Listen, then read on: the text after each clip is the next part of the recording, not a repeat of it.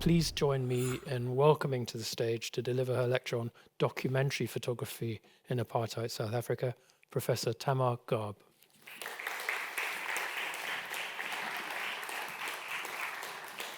Thank you, Martin, and thank you, everybody, for coming. It's lovely to see so many of you here. Well, documentary photography in South Africa and apartheid culture. As you've already heard, we all have a visual imagination of South Africa during the apartheid years, and it's hard for me to know how familiar you are with the visual culture and the history of South Africa during those years. We're talking about the period of 1948 to 1994, and indeed a certain archive, you might say, a certain inventory of photography helped to construct a public imagination, a global imagination, really, of what South Africa was like. And the project of documentary photography constitutes what I think of as one of the great realist projects of the 20th century. When we think about documentary photographs, we have certain kinds of conventions, you might say, in mind. And I've put up 3 photographs here which really are emblematic of those kinds of photographs. We think of black and white images, for the most part. We think of a certain kind of sobriety and seriousness, a certain gravity that is associated with the image. We assume also a certain kind of neutrality or a kind of reportage, a kind of objective, unseen gaze of a photographer recording a world outside. These are the assumptions. I'm not saying that this is true, but these are the assumptions that that adhere, you might say, to the notion of documentary. We think of small-scale images for the most part, and nowadays when we think about the photographic medium, you can think about big blown-up wallpapers and gallery prints, etc. But for documentary, the association often is of a small, rather modest-looking scale, these black and white images. We think of them circulating as well in multiple sites. And the thing about photographic meaning and how it's generated is that it's often mediated by the context in which it is found. So whether you see something in a newspaper, whether you see it illustrated in a book, whether you see it in a magazine or a picture essay or a photo essay, the textual material that circulates around the photograph will help to mediate its meaning, and meaning can shift with photographs. That's one of the things about photography, is that it has this kind of mobile capacity to generate meaning. And we think also, and I'm going to open this up to question tonight in thinking about these issues with you, the relationship between photojournalism and photography, documentary photography particularly, how images assumed to be documents, assumed to be portraits or representations of something that has a veridical claim, a kind of claim to truth, how these circulate in relation to texts and in relation to certain kinds of commissioned articles, perhaps in newspapers, is very interesting. And the concept of photojournalism and its relationship to documentary is something that I'm going to think about. So one of the key associations with the document is the idea that it is a factual record, sometimes even regarded as a legal document. We can think about the way that photographs might be mobilized in courts, in forms of witnessing, which has these very, very strong associations. And this is why I refer to the notion of realism. Of course, there are a set of conventions, as I'm already beginning to imply, that come to center on the assumptions of the real, the truthful, the record, the act of witnessing, the act of bearing witness, that we'll identify and that we're going to track. One of the other things that we associate with documentary is the erasure of the seeing eye. When you look at photographs like these that are on the screen, you are not particularly aware of the presence, the bodily engagement of the photographer. It's as if the photographer is a kind of invisible record maker in a particular kind of moment. Instead, you're invited to think about an image which is full of information. It's what you could call information rich, or full of details that are meant to inform you. And all of these components, all of these qualities and features coalesce around this concept of the document or documentary. And I'm going to open that up to question as we go through. Now, there's certain photographers who are particularly well known for the way in which they used their cameras during the apartheid years to record. Again, these are inverted commas for those online, big inverted commas over here, my finger movement, to record and to bear witness to a set of social circumstances that often involved taking photographs under duress. During the apartheid years, to take a photograph was a dangerous thing to do. To take a photograph in public space, often in situations of violence or in situations of conflict, and indeed even to record daily life, not only in situations of conflict, led to producing an inventory, a body of work, a set of representations that were regarded as dangerous and that needed to be censored. So many of the images that I'm going to show you today are images that were in fact censored during the period that they were taken, or that were not allowed to circulate within South Africa and circulated abroad. And a whole, you might say, visual imaginary of the image of apartheid circulated in the world's press and in books and in pamphlets and in exhibitions because of the work that was done by photographers like Paul Weinberg in the center. This is an image that we're going to come back to today. When Paul Weinberg took this photograph, you can see it's a very particular moment in which you have a woman gesturing between these two armored vehicles, the Casper vehicles, at a moment of heightened conflict, putting himself in enormous danger to take a photograph like that. So Paul Weinberg will be one of the figures who'll come up for us. The other one is Ernest Cole. Many of you will have heard of Ernest Cole. There's a film going around at the moment by the Haitian director Raoul Peck on Ernest Cole that's just opened all over London, and I'm sure people across the world will have an opportunity to see it. Controversial film. Many people have different views on it, but in any case, Ernest Cole has become one of the figures most associated with documenting life under apartheid, and I'll tell you more about him as we go along. And he himself had to flee South Africa and took many of his photographs surreptitiously, hiding his camera in a sandwich bag or in a pocket or in some hidden place. Or one of the other figures who's extremely well known and associated with the documentary tradition in South Africa in the late 20th century, David Goldblatt, now one of the canonical figures. So all of these personalities and characters and photographers have different trajectories and stories, and I'm going to try and draw out the landscape within which they all worked together with many others as well.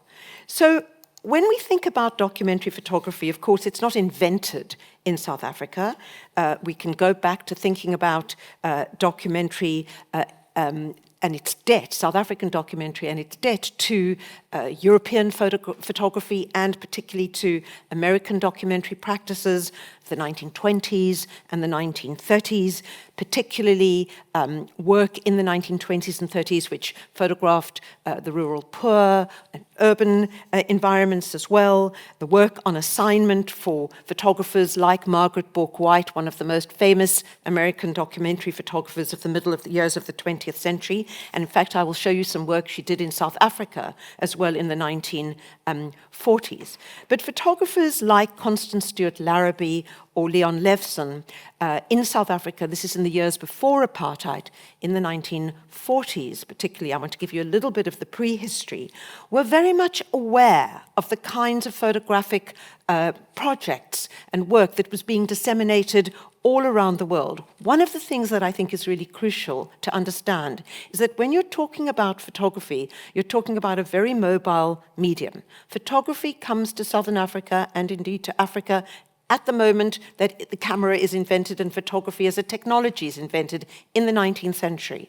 And by the early 20th century, photographers all over the world are very, very connected through publications and the dissemination of photographs. So photographers in South Africa are very aware of the kinds of debates and the kinds of choices, formal choices, aesthetic choices that are being made all over the world and are following those sorts of developments. So when we think about photography in South Africa in the 40s and the 50s and 60s, as we're going to, you're thinking about a network of practitioners who are looking at Life magazine and Picture Post and photographic journals that are being produced in London or in New York and are very aware of the kinds of images that are being produced. So just to remember that you are never talking about a culture that is entirely in isolation. And even though during the apartheid years, the powers that be in the government and the forms of censorship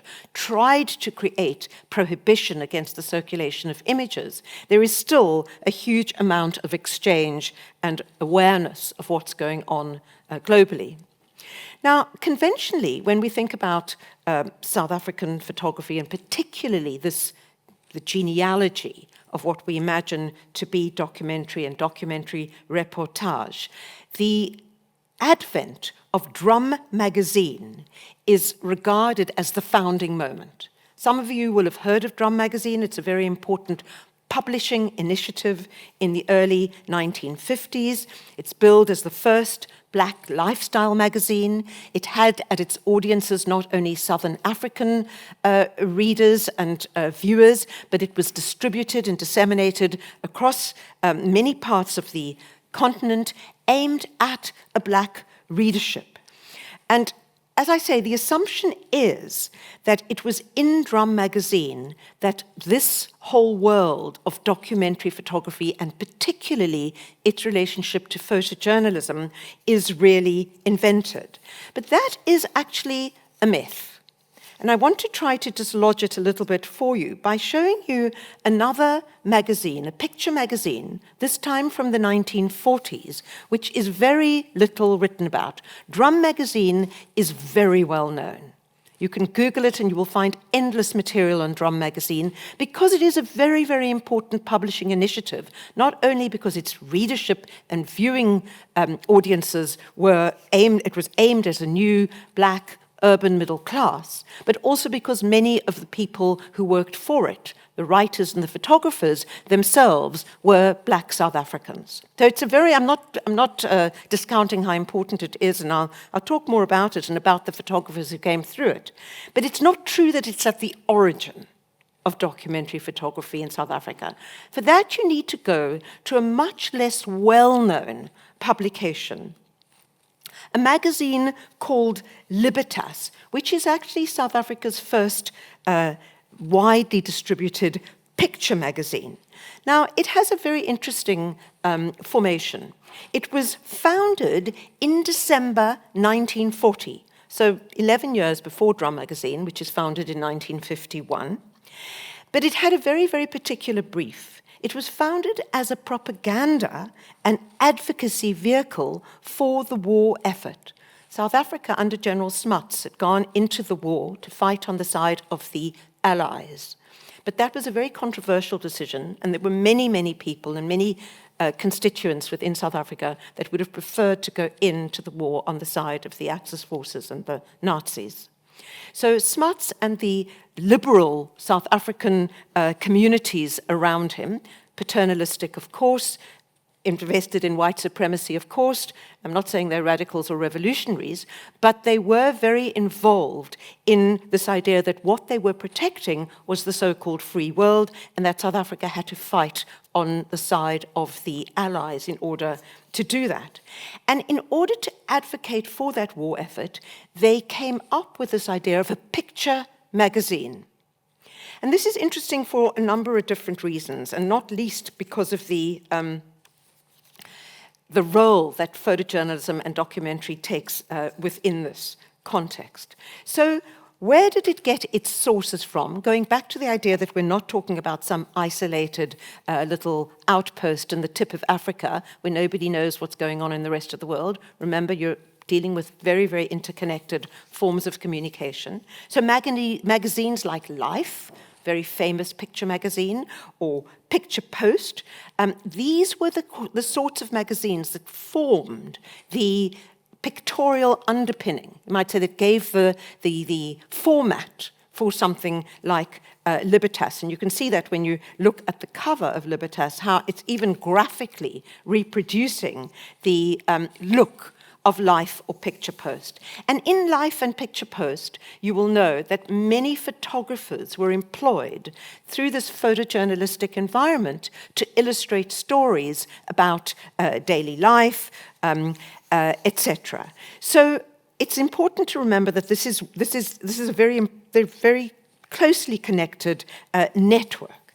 Now, Libertas is associated with one of the most famous of South Africa's photographers of the mid-20th century, a woman called Constance Stewart, who was most famous in the 1940s for what were called native studies. And you see an image on the right-hand screen here of one of her famous studies of an Ndebele mother and child. That is just one example of many of these kinds of ethnographic studies that she produced. She had studied at the Bavarian State Institute for Photography in Munich in the 1930s. She learned a certain kind of modernist, formalist understanding of what it is to compose a photograph. Nobody would say that that was a documentary image. It's a kind of formal, modern, very composed, very stylized representation of a so-called native. Yeah? And she had all sorts of ideas about the beauty of South Africa's indigenous people, these idealized representations of native studies, a concept and a word and a phrase, which is now, of course, deeply problematic, again, because of the kinds of assumptions, racialized assumptions, and the forms of paternalism that underpin them. But nevertheless, in her mind, they were seen as these great paeans, these great homages to the beauty of African peoples. So that was the way she would have rationalized it. She was also a portraitist, and she had her own portrait studio, photographing all sorts of celebrities at the time. There you see a self-portrait of hers.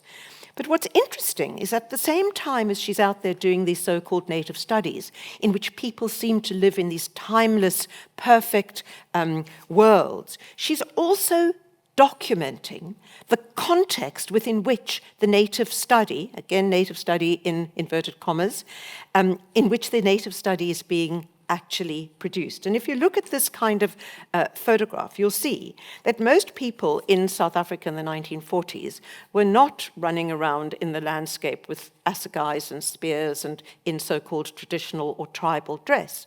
It's a time of great urbanization, of industrialization, of the vast swathes of the African population coming to work on the mines or in the towns or in domestic service or as laborers. And that whole emergence of an awareness of contemporary life for African peoples and the politicization of African people who are forming themselves into trade unions and activist groups and developing political parties, etc., runs counter to this very idealized image of the native study, which produces this image of the timeless African in some state of a kind of primeval bliss in the countryside.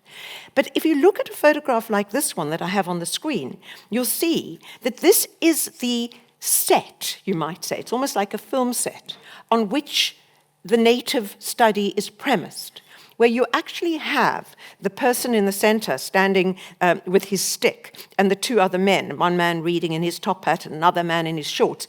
These are the people who help to broker the situation in which Constance Stewart can make her photographs of idealized so-called natives in their state of primeval innocence. So now I bring this up in order to think about what a documentary photograph is. So if you look at a photograph like this, it wouldn't conform with the category or the genre of native study, because what it sets out to do is to reveal the real. This is why I call it one of the great realist projects. What constitutes the real? It's in the contemporary. It's in the moment. It's about life that can be observed. It tries not to fudge over the reality of social conditions, whether they're equal or unequal, of labor, of the situation, the way that it's framed. You can see in the background that there you've got the Ndebele hut, but it's not this idealized representation of some formalist environment. Instead, it tries to uncover something of what the actual social situation is in which people live. And when we think about what realism is and what documentary is, it's a kind of genre of photography that sets out to represent the real. Now, you may say that the real itself is a construct. How we view the real, where we place the border, how you frame a shot, the fact that it's black and white, where you position yourself as a photographer, how you obscure yourself, the image that you construct. You might say that there's a whole aesthetic involved there, but the aesthetic that is constructed is that it makes you believe that what you see is reality. So realism itself deploys a whole series of conventions, but the main underpinning trope of realism is that you believe that this is veridical, that this is true, that this is based on observation. And when we think of documentary, it's underpinned by those assumptions. So, how did Constance Stewart come to be making photographs that, instead of idealizing and creating these kinds of beautiful, formal compositions of representations of the so-called native, what led her there, and how can we use this in order to understand the role of documentary going forward? Well, Constance Stewart, during the war, in the Second World War, was employed by Libertas as their war correspondent. Very unusual, especially in South Africa, as patriarchal a culture as you could imagine finding anywhere in the world. They employ a woman to go to the front and to photograph the South African troops, mostly in Italy, but also in Egypt.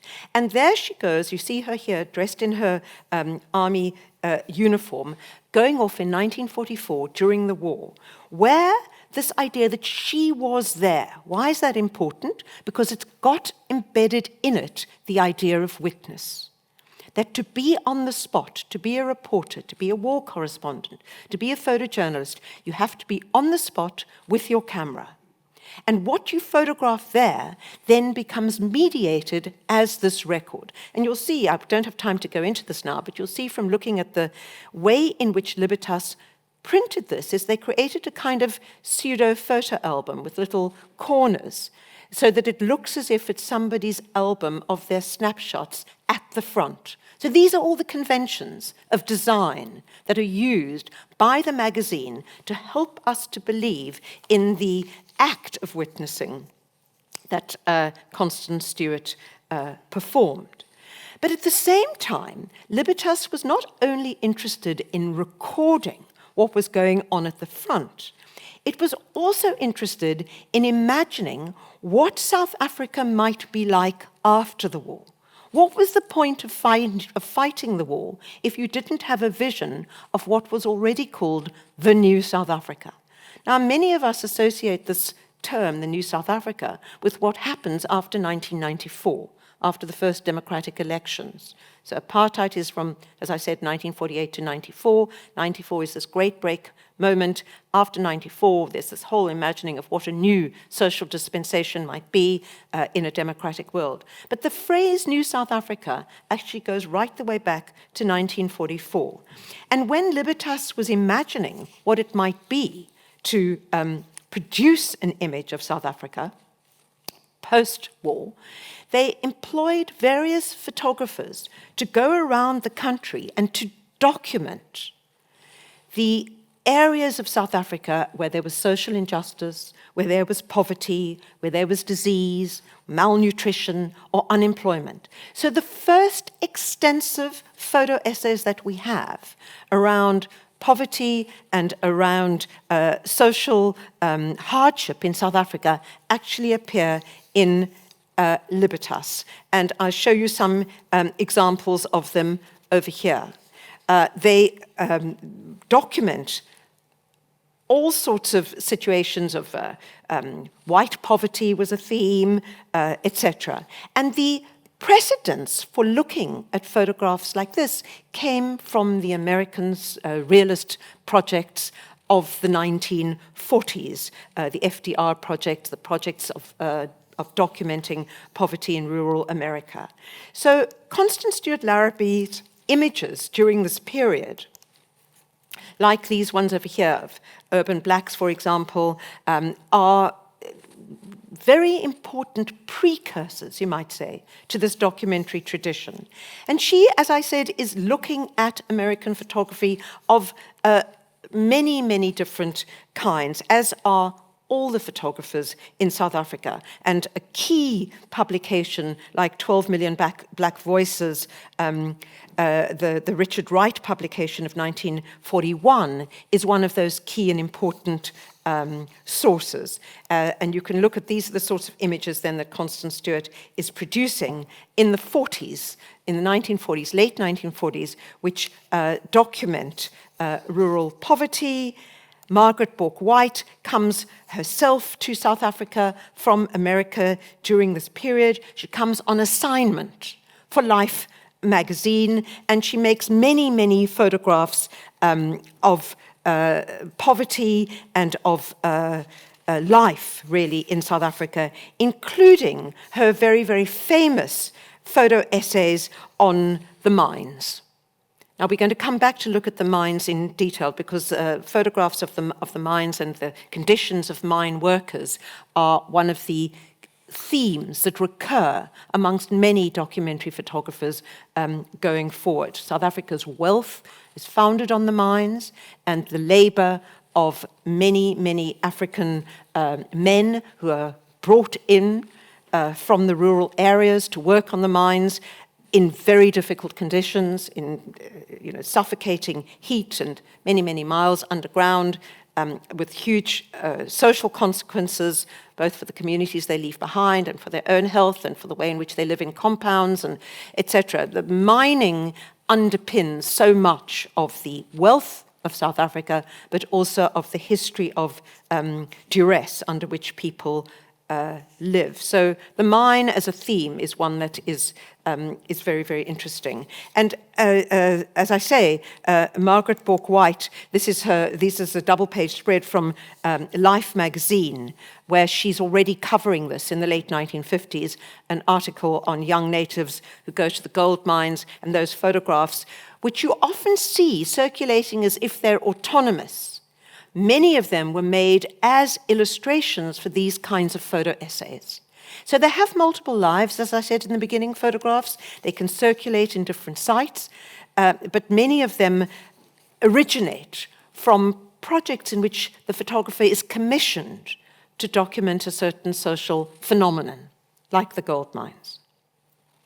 So that's very important in terms of the relationship between Life, Picture Post, Libertas, and you might say the prehistory of documentary photography and the realist project.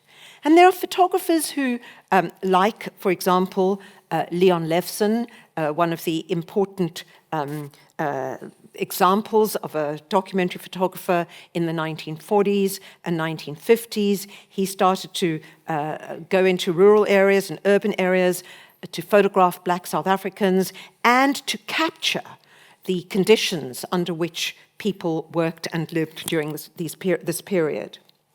So he's an important figure, and he's one of the figures whose body of work then became used and deployed in relation to the anti-apartheid movement. So the anti-apartheid movement, which develops globally later on, begin to use the photographs produced by these photographers as forms of advocacy. Yeah? They become weaponized, these photographs, in narratives about the social conditions in which the majority population in South Africa lives, and someone like Leon Levson's work is circulated globally as evidence, you might say. Another photographer who's also very important in this early period is Ellie Weinberg. Both Leon Levson and Ellie Weinberg are Jewish immigrants to South Africa from Lithuania. Weinberg was very active in the Communist Party in South Africa, a party that was banned under the apartheid government. But he joins the Communist Party in the 1930s, and most of his work was shot on consignment for left-wing magazines like New Age, for example, and then was collected into books like Portrait of a People.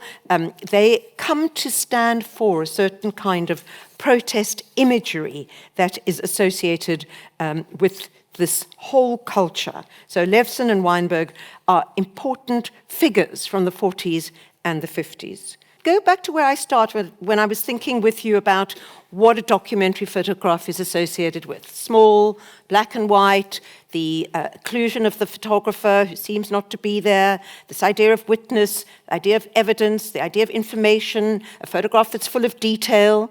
Yeah? These are the things we associate with documentary photography, and you associate it with a certain kind of a record of the contemporary world, something that's happening in the moment. So, as I said, usually documentary photography is traced to Drum magazine, but I've given you some sense of a prehistory of it from the 1940s. But Drum magazine is a very important organ and a very important vehicle for the dissemination of a certain archive of imagery and for the professional work of a whole series of photographers, particularly black photographers, for whom the opportunities to work professionally are very few within the segregated worlds of apartheid South Africa. I'm assuming that most people in this audience will know that jobs are reserved for particular population groups within the years of apartheid. Not anybody can do any job. Education is, of course, completely differentiated depending from which population group you come, where you can live, where you can move, where you can work, who needs a pass, who doesn't need a pass. All forms of daily life and mobility, professionalism are organized through systems of law and through a very coercive system of police enforcement, during the apartheid regime. So to be a black aspiring photographer is a very, very difficult thing to do. It's very difficult to navigate the world. It's difficult to move around. It's difficult to circulate. It's difficult to be trained. All these things are very, very hard as a black photographer. And Drum magazine is very crucial because it provided a context in which black writers and black photographers could have professional skills, they could learn, they could be trained, and they could function and work as equals, as adult equals within the world rather than being excluded. As I've said before, Drum itself is taking its sources from various other publishing outlets like Life magazine, and it becomes this environment in which photographers, Bob Gosani is a very important example, or Peter Magubane. These are two black South African photographers who make photographs for articles that are published in Drum magazine, taking photographs that have now become canonical, part of the South African archive for this particular kind of context.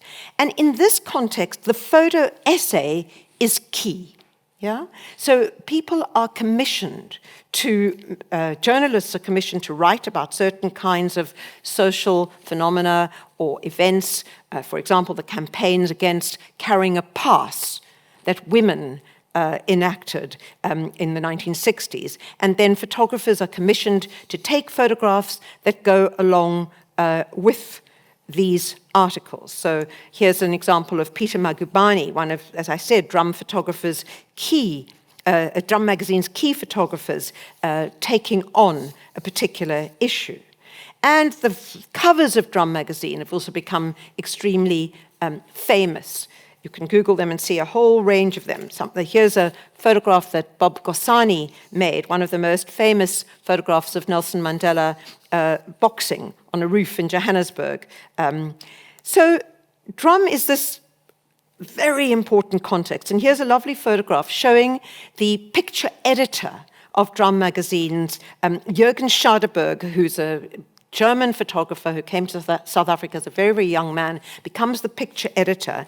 And it's he who becomes a mentor for many young photographers. Bob Gosani, for example, who made the photograph of the Mandela boxing, started at Drum as a messenger. It's very hard. There was things called job reservation, very hard to get a job, a professional job, but you could always get a job as a messenger or a tea boy, so-called, or a driver. Yeah? So people, or a darkroom assistant. You could get jobs like that once you got into Drum Magazine, if you had a certain kind of ambition or you wanted to train, Jürgen Schadeberg and the community at Drum would train people. And Bob Kosani came in like that. Peter Magubani came in as a driver and a messenger. Ernest Cole, famously also, came in to Drum Magazine in this way. And here you have a photograph of Jürgen Schadeberg with Peter Magubani and Bob Kosani, another photograph of Ernest Cole, who, at this point, Ernest Cole is looking at photographs of Henri Cartier-Bresson and French photography and trying to use the skills that he's developing to turn his own camera on local communities and groups. Now, Cole is one of the most important figures of this early period. His most famous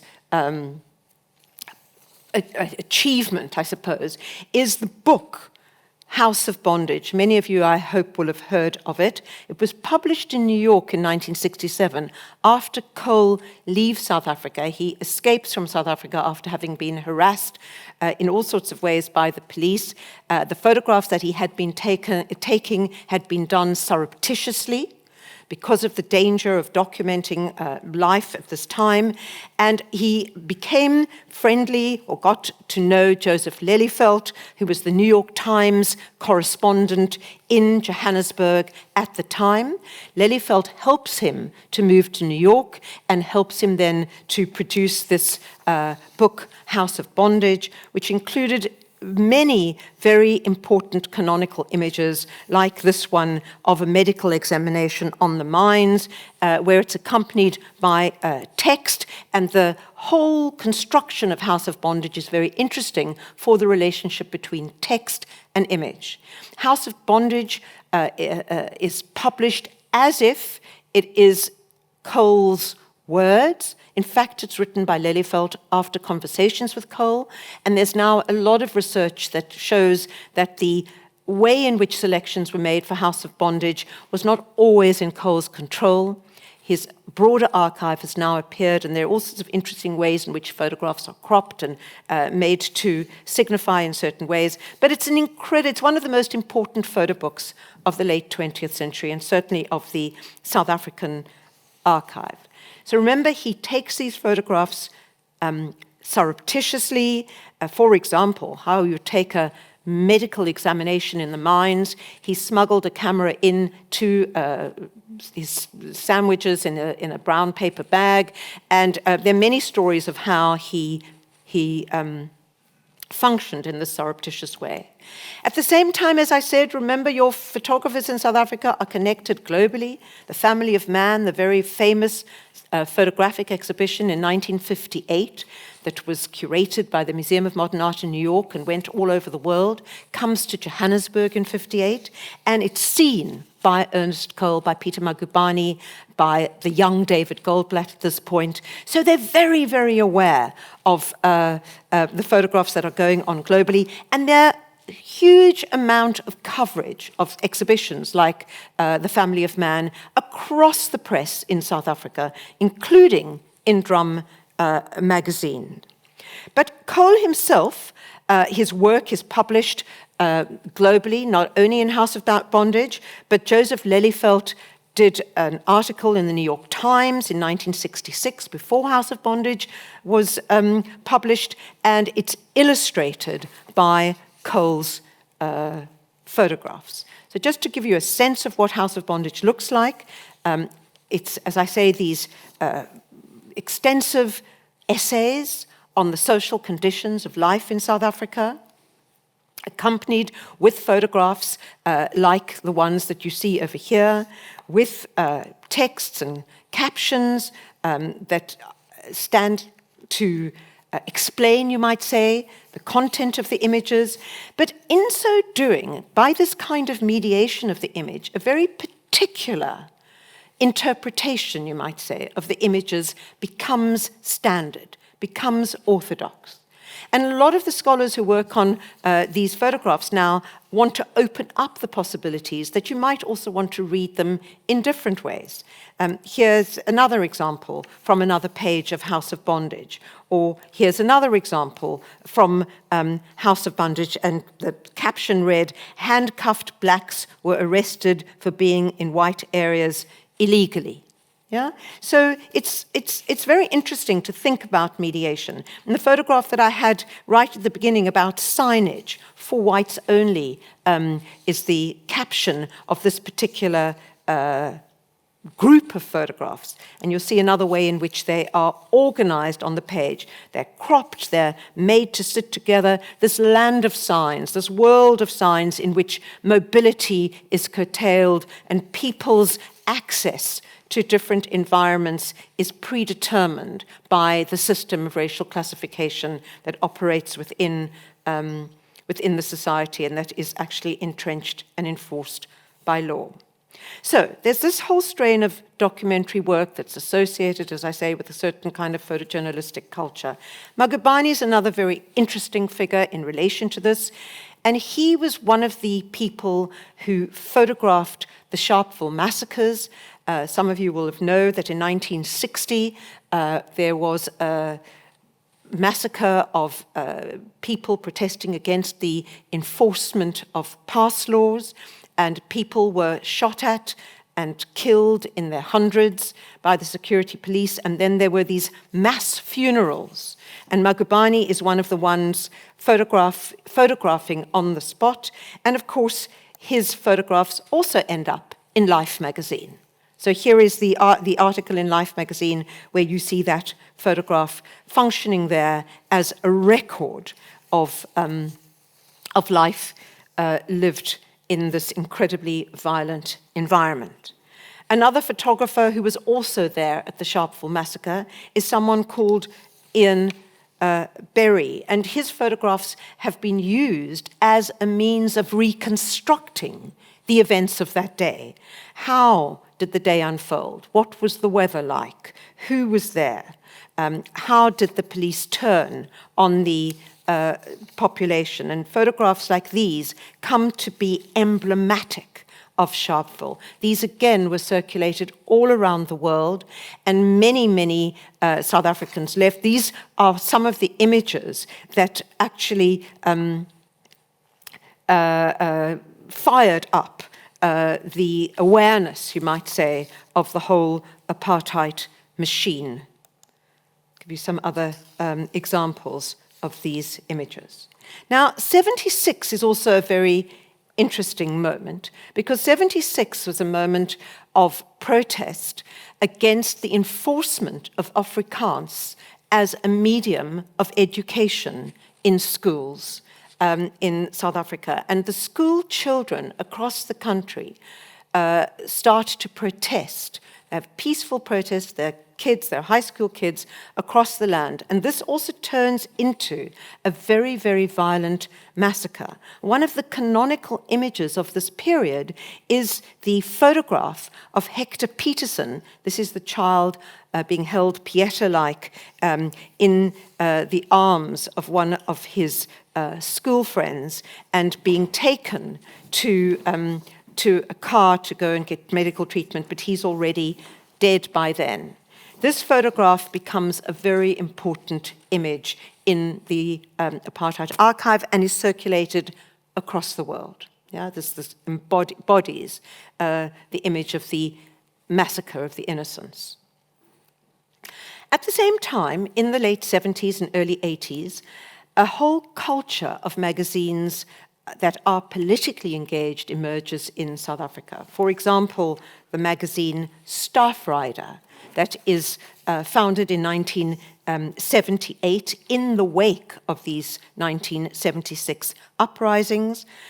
Photographers like Paul Weinberg and Santa Mofokeng, another figure who I'm going to introduce to you in a minute, start to produce this magazine, which is both for articles about contemporary life, but also is full of photographs, of documentary photographs, these kinds of small black and white photographs.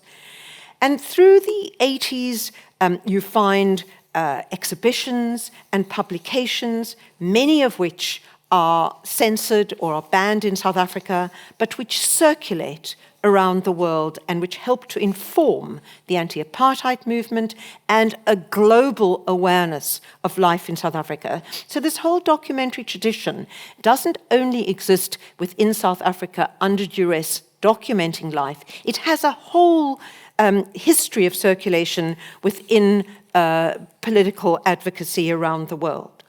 And at the same time, there are all sorts of debates going on in South Africa itself and in the neighboring countries, because activism and resistance was very hard in South Africa because it was a police state which curtailed freedom of speech and curtailed advocacy and protest. So in the countries around South Africa, for example, in Botswana, many exiles and many activists or members of the ANC, political advocates gathered to debate what the role of culture was in relation to political resistance. And it's very interesting when you look, for example, at 1982, more than 900 people, including writers like Nadine Gordimer, photographers like David Goldblatt, all sorts of people gather in Botswana, in Gaborone, the capital of Botswana, to debate what the role of the photographer is, or of the artist is, or the writer is, in relation to a system of violence and violation like South Africa. And it's very fascinating to look at those debates, because you get all sorts of different positions being articulated.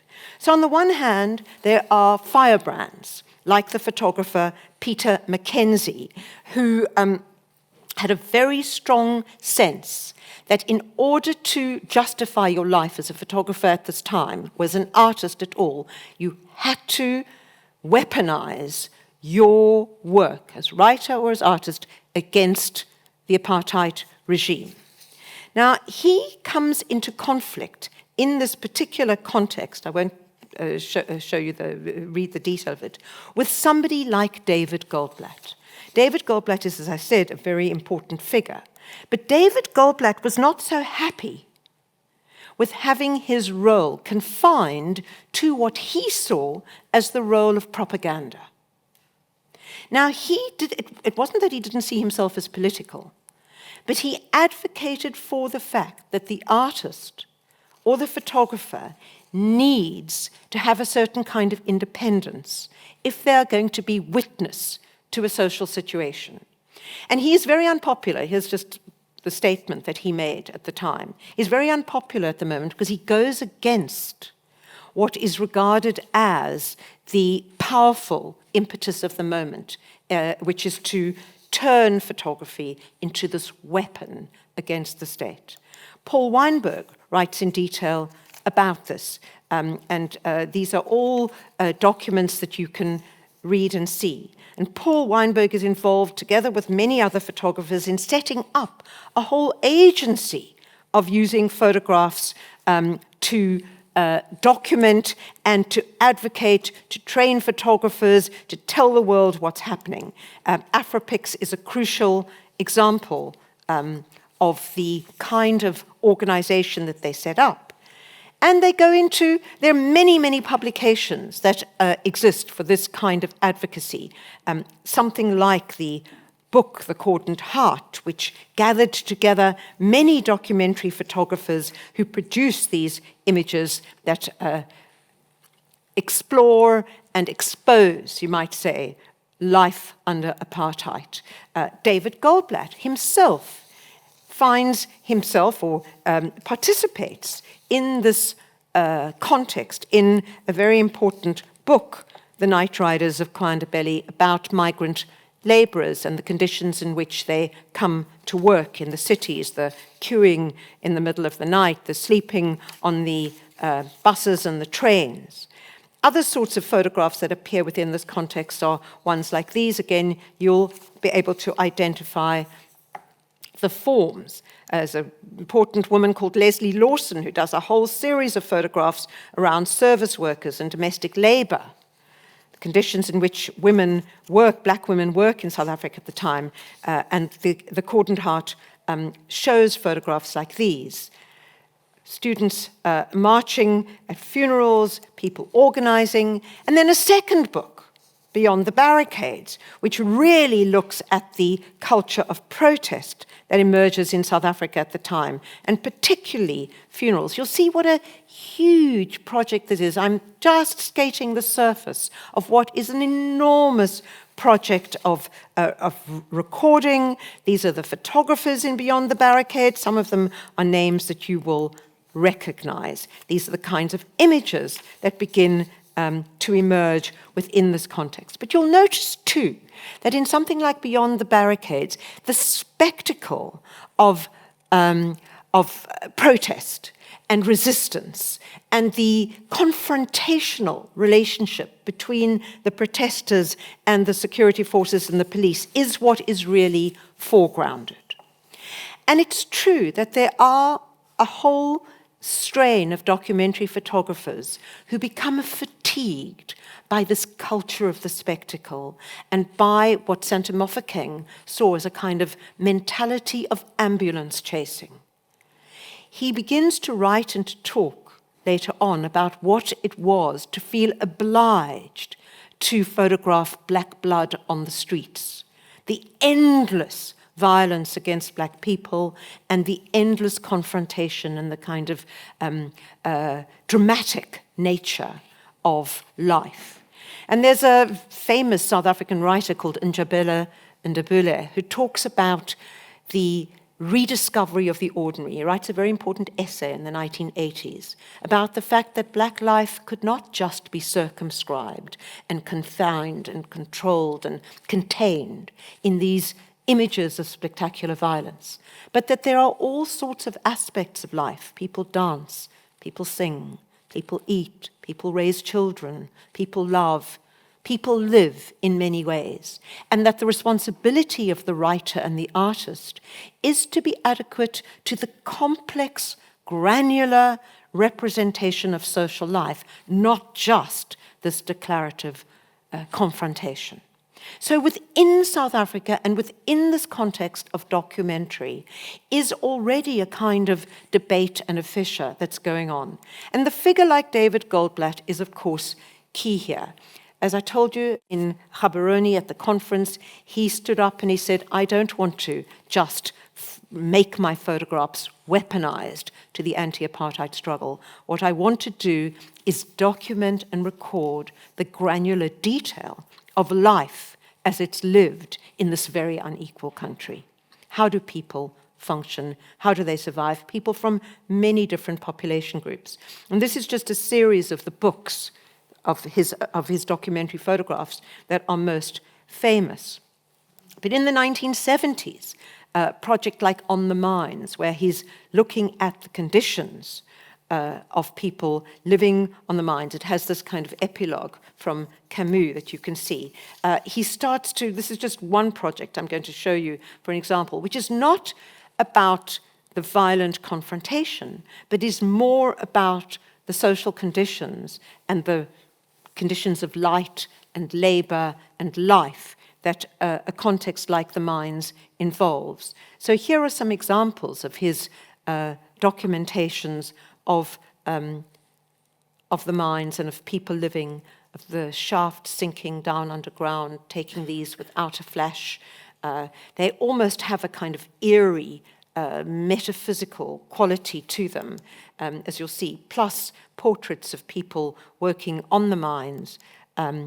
Another project of his looking at the ruling white section of the population, the Afrikaner, looking at the relationships that emerge within communities like this.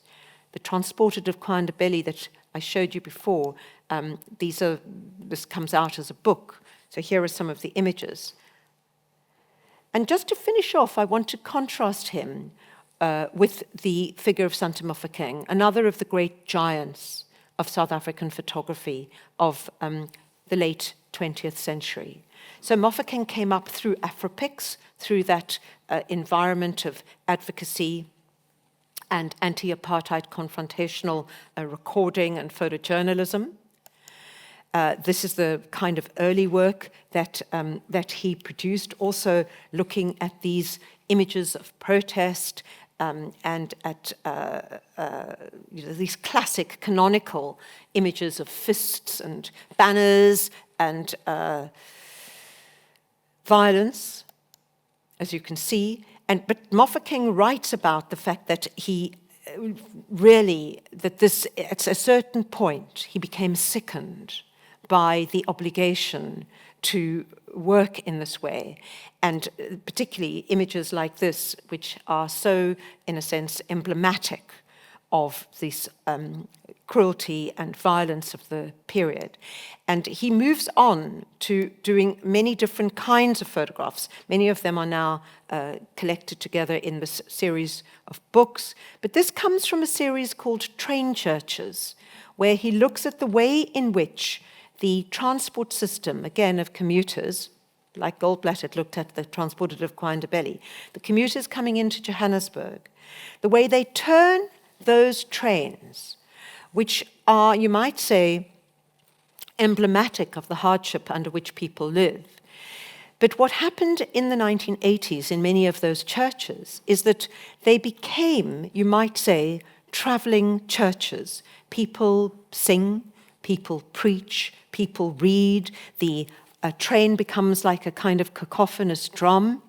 And he does a whole project on train churches, looking at the way in which people become resourceful in situations of hardship and duress, so that he does this extraordinary group of photographs around the way in which the space of the train and the idea of the commute and the system, the incredibly unequal system that makes certain people have to go in these overcrowded environments into the city in which they're not allowed to live because of the Group Areas Act, but where they have to come to work and then get turfed out every evening. These trains themselves become these cacophonous, melodic spaces. And he does his whole photograph of his whole series of photographs of the singing, the clapping, the chanting that goes on within these extraordinary environments. So I know we're running out of time, so I have more to share with you, but I think I'm going to stop with Mofokeng. This is another whole series he does around signs within the landscape, in order to indicate that there are photographers who came through that. And there's an ongoing world of advocacy and oppositional photographs going right the way up to the Bang Bang Club that some of you will have heard about in the 1990s. So that strain continues. But there is also a whole world of photographers who turn their gaze, in a way, on what they would understand as the complexity of social life as it's lived during the period. And in fact, you might even say that creating this binary between the struggle photographer, as they were called, these oppositional photographers, and the more nuanced documentary photographer is in itself a simplistic binary. Because many of those photographers who we got to know as the ones who photographed the fists and the banners were also making photographs of people in their communities and the daily lives that they lived. So I'm going to stop it right there. Thank you.